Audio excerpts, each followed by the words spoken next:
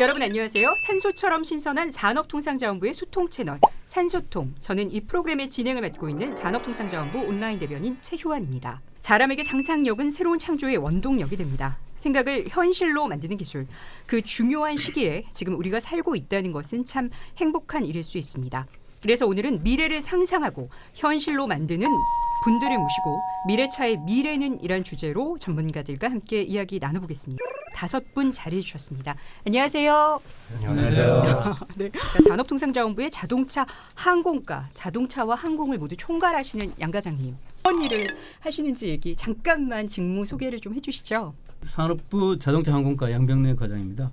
저희 자동차 항공과에서는 제조업 중에서 큰 부분을 차지하고 있는 자동차 산업과 항공 우주 산업의 경쟁력 제고를 위해서 불철저야 노력을 하고 있습니다. 와, 국토교통부에는 미래 드론 교통 담당관이라는 직책도 있구나. 예, 와 드론이라는 익숙해진 지가 얼마 되지 않았는데 벌써 정부는 이렇게 발빠르게 담당 과도 있구나라고 해서 되게 놀랐는데요.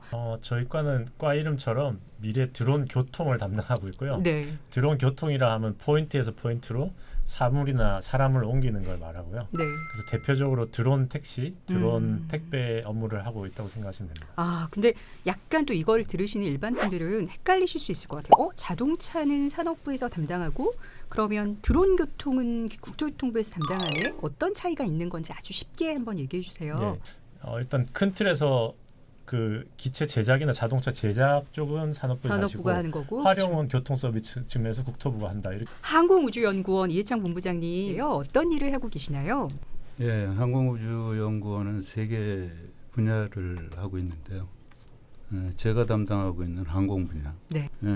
그다음에 하고 있는 게 위성 분야입니다. 네. 그리고 또 한 가지가 아까 말씀드렸던 나로 그 발사체 본부라고 네. 합니다. 그렇게 3개 분야가 있습니다. 예, 저희는 이제 9월 말일부로 아시다시피 이제 UAM 사업부라는 게 신설되어서요. 네, 몰랐어요 저희는. 네. 앞으로 이제 플라잉카 시장에 본격적인 대응을 하겠다는 그런 최고 경영층의 의사에 따라서 네. 지금 저는 회사에서 UAM 개발을 지금 담당하고 있습니다. 네, 저는 머니투데이 경제부 소속으로 산업통상자원부 주요 정책들을 취재해서 기사화하는 일을 하고 있고요.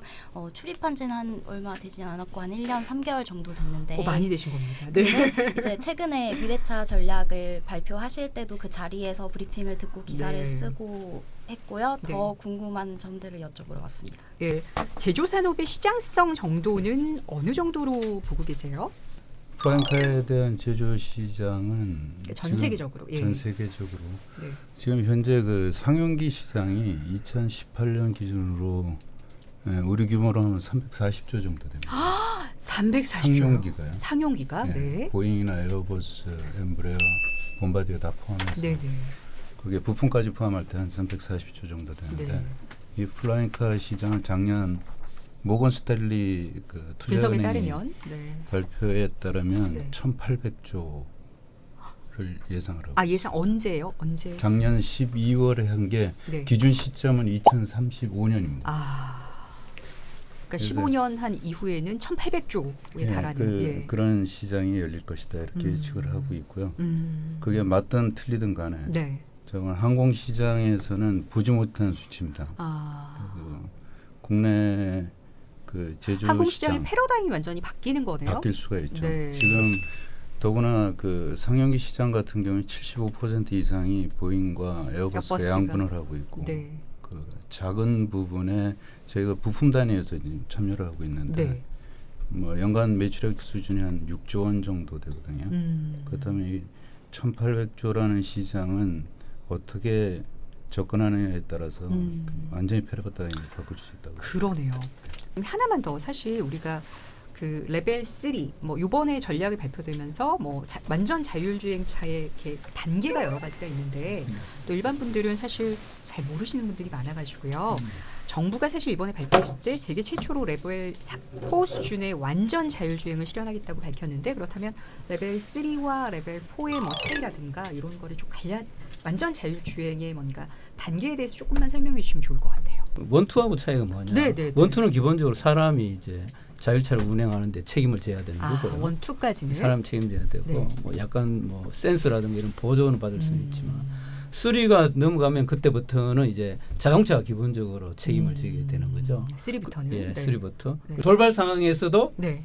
자동차와 시스템이 알아서 이제 처리하는 걸로 한다. 조치하는 것이 이제 레벨 4이고요. 그럼 레벨 5하고 차이가 뭐냐? 네. 레벨 4 같은 경우는 이제 도심지, 고속도로라든가 이제 뭐 도심지에서 이제 그 자동화를 얘기하는 거고, 레벨 5는 그야말로 이상적인 뭐 언제 어디서나 이제 자동화가 되는 자율주행이 가능한 그런 구분이라고 보시면 될 것 같아요. 그래서 뭐 드론 분야 선제적 규제 협화 로드맵이란 거는 이제 산업별로 조금 더 정부에서 혁신 성장을 좀 이제 우리가 유도하기 위해서 좀 산업 기술 발전 속도에 발맞춰서 좀 미리 우리가 규제를 완화하자, 우리가 예측해서 하자, 그런 차원에서 아주 좀 적극적이고 공격적으로 저희가 이제 이 로드맵을 발표했던 내용이었고요. 그래서 이번에 저희가 발표했던 게 2022년까지 지금 UTM이라고 네. 저희가 좀 적어도 네. 150m 이하에서 이제 드론들이 그렇게 다수가 다닐 때 네. 조금 교통 정리를 해주는 네. 그런 저희가 R&D를 하고 있고요. 아. 그게 일단 되고 나서 네. 그거를 조금 더 확대를 해야지 이제 드론 네. 택시까지 커버가 됩니다. 네. 그래서 일단 뭐 그 계획도 담겨 있고 그다음에 드론에 사람이 탈 수 있는 근거도 마련해줘야 되는 거고요. 네.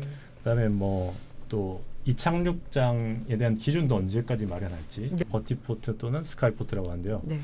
그것도 그럼 어떤 스펙으로 어떻게 해야 될지, 네. 또 사실 산업부에서 도와주셔야 될 부분이 이제 네. 주로 얘는 전기 충전으로 해야 되기 때문에 전기 충전소도 많아야 예, 되고. 전기 충전에 대한 어떤 그런 그 내용도 필요합니다. 네. 그래서 사실은 저희가 PAV 산업협의체를 통해서 아. 우리 과장님과 함께 저희가 협업하고 있는 게 굉장히 큰 부분이에요. 그 당시에도 질문이 많이 나왔었는데 네. 이게 또 실용화랑 상용화의 맞아요. 개념에 대해서도 질문이 많더라고요. 네. 네. 네. 그래서 실용화가 2025년에 이제 목표로 하신다고 했는데 네. 그 필요한 게 진짜 아까 말씀하셨듯이 그렇죠. 교통 체계랑 네. 이런 것들을 네. 어떻게 해결할 거냐인데 네. 그게 조금 더 어떤 식으로 하실 건지 그게 좀 구체적인 게 궁금해요. 저는. 네. 그래서 참고로 말씀드리면 내년 저희가 이제 2023년에 일단은 초벌 이제 이 제도를 갖추는 게 목표고요. 네. 그 다음에 이제 2년간 더 조금 더 이제 실제 보면서 실용화를 한다는 게 25년까지는 제도적인 정부 차원의 준비는 끝내겠다 하는 게 목표고, 실제 이제 상용화는 돈을 받고 서비스하는 게 네. 상용화이기 때문에 그거는 아직까지 이제 우리나라 시장을 가지고 그 사업 계획을 가진 구체적인 사업 계획을 가진 회사가 아직까지는 없으시거든요. 네, 그 어떤 브리핑보다 미래차 전략 브리핑 때 정말 기자님들의 질문이 되게 많고 다양했어요. 네. 또 왜냐하면 이제 자동차 업계, 항공 업계를 담당하는 기자들과 네. 또 국토교통부, 산업통상자원부를 네. 담당하는 기자들이 다 모여서 관심을 가질 수밖에 없는 주제이기 때문에 더 그랬던 것 같습니다. 예, 그리고 또 이렇게 그 업계에 따라서 자신의 관심 분야도 또 다르고 그렇죠. 네. 주목하는 분야도 다 다르고 그러니까. 예. 그에 대해 뭐가 다를까 고민을 많이 네, 했었거든요. 네, 네. 헬리콥터보다 우선 훨씬 조용해야 되고, 그게 이제 하나의 프로펠러 쓰는 게 아니라 네, 드론처럼 네, 여러 개를 쓰면 소음을 아주 낮게 가져갈 수 있고요. 네, 또 하나는 전기화를 시켜서 네, 엔진 소음을 없애는 거죠. 네. 그러면 소음이 더 줄고요. 또 헬리콥터처럼 떠서 비행기처럼 날아가는 그런 틸트로터 기술 같은 걸 적용을 하면 네. 실제로 상품성이 생기는 거죠. 음. 더 빠른 헬리콥터보다 훨씬 더 빠른 네. 비행을 할 수 있는 음. 그런 기체가 됩니다. 그럼 전기화하기 때문에 유지 보수하는데도 굉장히 더 간단해지는 부분이 많고요. 그리고 아까 말씀드렸다시피 많은 양을 생산하다 보면 단가도 확 내려가게 됩니다. 네. 그러면은 우리가 기존에 영화에서 이제 꿈꿔왔던 네. 더 조용하고 네. 거의 자동차만큼 조용하고 그리고 자동차보다 KTX만큼 빠르고 그리고 처음에는 조금 비싸겠지만 이제 상용화가 점점 되면서 우리가 충분히 이용할 수 있는 비용까지 이용비를 낮출 수 있고 이렇게 보면 아까 본부장께서 말씀하셨듯이 이제 뭐 1,600조, 1,800조 규모의 시장이 그때 형성되지 않을까 이렇게 보고 있습니다. 하늘을 나는 자동차, 수소 전지차 등등 공상에 머물렀던 차들이 점차 현실화되고 있습니다. 미래차 사업 부분에서 대한민국이 세계를 선도하는 국가가 하루빨리 되기를 진심으로 기원합니다. 대한민국 산업통상자원 전문 팟캐스트 산소통, 오늘 수업은 여기서 마치겠습니다. 긴 시간 청취해 주셔서 감사합니다. 저는 산업통상자원부 온라인 대변인 최효안이었습니다. 다음 시간에 뵙겠습니다.